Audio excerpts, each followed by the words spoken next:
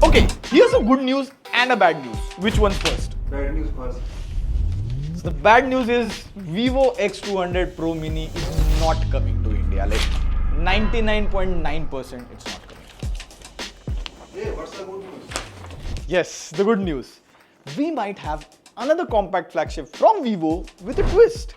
And this is a very interesting formula. See, Samsung launched the S series, which is honestly expensive. But if you pick up the important features like last year's processor, plastic back is fine, similar camera specs, wireless charging, IP rating, and most importantly, reduce the price tag, what do you get?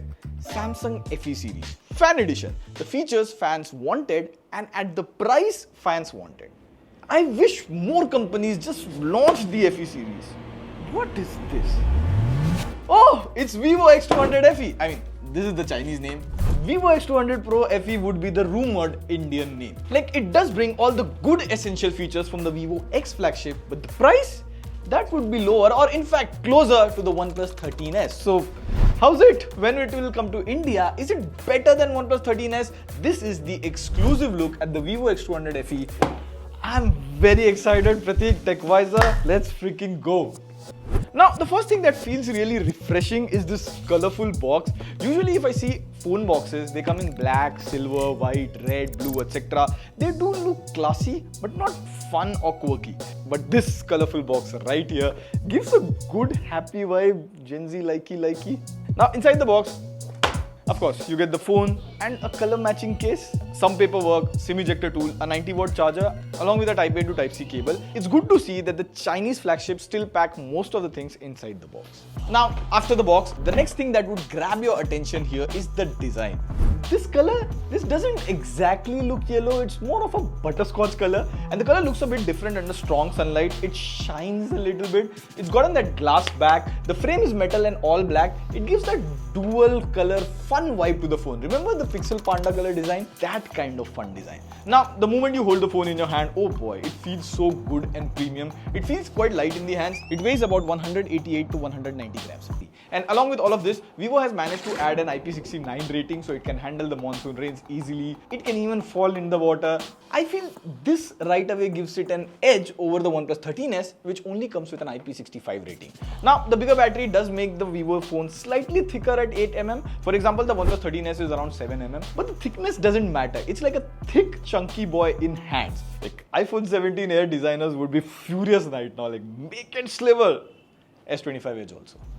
Now, I feel there are three important things that Vivo has retained from their X series flagship in this Vivo X200 FE. Now, the first thing is the display. It rocks a 6.3-inch AMOLED display. It comes with diamond glass protection. Now, the comments get furious when I say it's compact. But see, 6.1 to 6.3 is still not bad, considering your Pro and Ultra flagships have become giant 6.9-inch. I mean, no big smartphone company is making a phone under 6-inch. Forget it. This is the new compact. Now, the thing that Vivo has retained from the X series is that it is still an LTPO panel. It can go 1 Hz when needed and 120 Hz when you want that smooth scrolling experience. In fact, the brightness numbers are also similar to the flagship X series.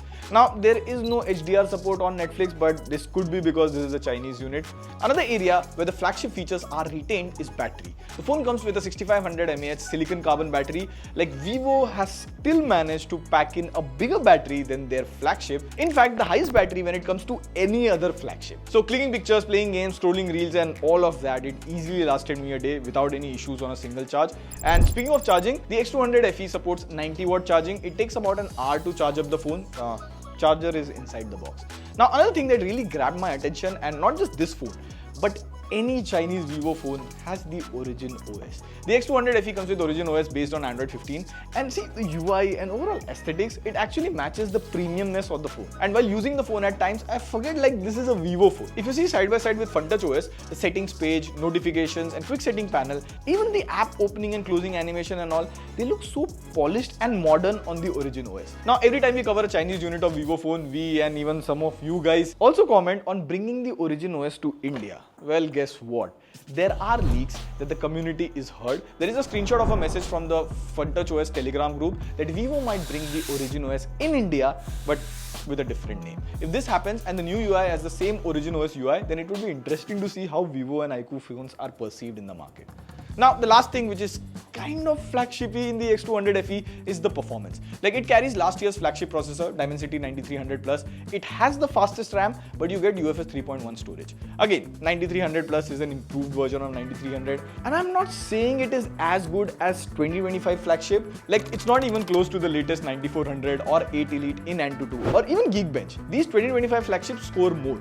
But the point is, it's still a flagship processor. In day-to-day life, you're multitasking, using social media, or even playing games, it will do just as good as the current 2025 flagship. Unless you pick up that microscope and compare them frame by frame, you will eventually see a difference. And this is what the essence of the Fan Edition is. You do not get the latest processor so that the price stays low without taking a lot of hit on performance, because you use last year's flagship processor. Now, not all is good with the X200 FE series. Like, Vivo has dished wireless charging on this, which I'm like, come on, that could have been there.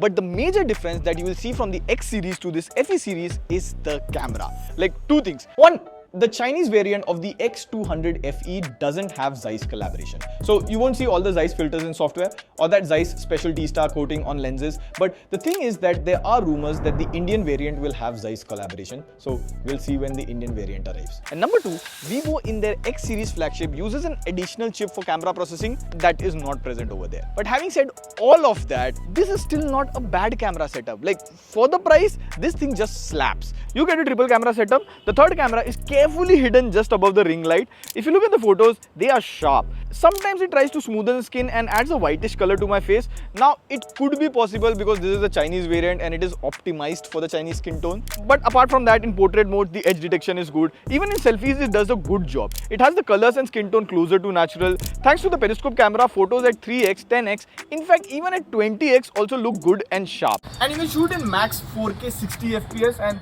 you can have an idea of the stabilization as well as mic quality. And I'm not saying this is the best camera phone out there. Like, there are some issues here and there. Like, sometimes the photos are good and vibrant, and sometimes they are just flat. Even while clicking photos indoors, there's a slight shutter lag due to heavy processing. So the photo that you click versus the photo that you get, it has a slight difference in the poses. Also, the ultra wide angle camera is just 8 megapixel. So you cannot shoot 4K videos on that. It can only do 1080p, 30 FPS. But overall, if I compare it with the OnePlus 13s, the camera is just better. Like, even in hardware as well as software. So this is all about the Vivo X200 FE. So what's the conclusion? Is this the best compact phone that India deserves? See, here's what I see. If you take phones like iQOO, OnePlus, they are performance phones with good battery, but the camera is not that great. And then there are Samsung phones or iPhones, which are mostly software and camera centric, but the performance and battery life is not that great if you compare it to the competition. There is a gap for all-rounder phones in this price range. Like a good phone that has a good battery, good performance, along with a good camera. So there you will see either last year's flagship on discount, like OnePlus 12, etc. But now I'm starting to see these all-rounder flagships in this price range, like Xiaomi 15 or even Vivo X200 FE. Like, this phone sits right at that all-rounder spot. Now, in Chinese pricing, this phone costs about 41,900. If Vivo can launch this in India at 50,000 with offers and all of that, it's a very good phone at that price. Also, let us know if the Origin OS rumor is true. Will you buy a Vivo phone after that? On that note, this is signing off. See you in the next video. Pew, pew, pew.